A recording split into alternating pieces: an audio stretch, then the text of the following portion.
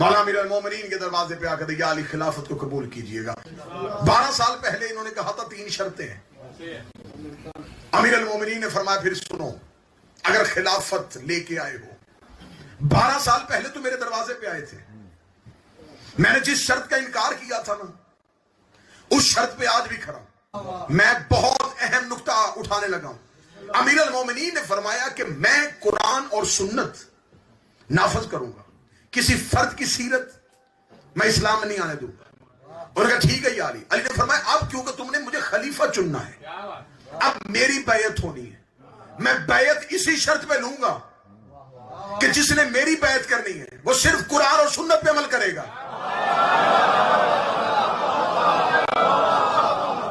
صرف قرآن اور سنت پہ، اس کے علاوہ میری بیعت نہیں ہوگی۔ بیعت کا جا کے اسلام میں تصور دیکھنا، بیعت ووٹ دینے کو نہیں کہتے، بیعت کہتے ہیں کہ اگر آپ معصوم کے ہاتھ پہ بیعت کر لیتے ہیں تو اب آپ کے اعمال کی ذمہ داری اس معصوم کی ہے۔ بیعت کرنا ہوتا ہے کچھ بیچنا، کچھ خریدنا۔ آپ نے اپنا آپ بیچ دیا اس معصوم کے ہاتھ پہ، اور وہ جس شرط پہ خریدے اسی شرط پہ بیچنا پڑتا ہے۔ علی نے 12 سال بعد کتنا بڑا جواب دیا۔ علی نے فرمایا جس نے میری بیعت کرنی ہے وہ صرف قرآن اور سنت پہ کرے گا اور کسی کی سیرت پہ نہیں کرے گا۔ امت مسلمہ نے کہا یا علی مجھے منظور ہے۔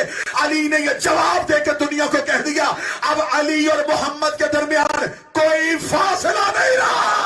اب جس نے بھی علی کی بیعت کی وہ خلیفہ تو بلا فصل کہہ کے کی، درمیان والے گیپ کو علی نے نکال دیا۔ قرآن سنت علی، یہ ہے علی کی خاموشی، یہ ہے علی کا انتقام۔ اتنی دیر سمجھا کہ علی کو کمزور کیا ہے، امیر المومنین نے تلوار اٹھائے بغیر کہا پھر صرف بیعت ہوگی میری تو قرآن اور سنت پہ ہوگی۔ یا علی ہم بیعت کرنے کے لیے تیار ہیں۔ علی نے فرمایا میں گھر میں آ کے چھپ کے بیعت نہیں کروں گا، جاؤ مسجد میں اکٹھے ہو جاؤ، اعلان کرواؤ، عام اعلان۔ امیر المومنین اگر حکومت چاہتے ہوتے تو علی فرماتے جتنے لوگ میرے گھر میں ہیں جلدی ان سے تو بیعت لوں۔ علی نے فرمایا نہیں، کسی درخت کے نیچے نہیں، کسی ویرانے میں جا کے نہیں، کسی کے گھر کے کمرے میں نہیں، کھلم کھلا اعلان کرو مسجد نبوی میں اور انتظار کرو میں آؤں گا۔ مسجد کھچا کھچ بھر گئی، اور اس دن کتابیں کہتی ہیں کہ مسجد نبوی تو بھری تھی، مدینہ کی گلیوں میں تل دھرنے کی جگہ نہیں تھی۔ پوری ذمہ داری ہے تاریخ کی میرے کاندھوں پہ۔ رسول کے بعد، غدیر کے بعد پہلی بیعت ہے جو علانیہ ہو رہی ہے، پہلی بیعت۔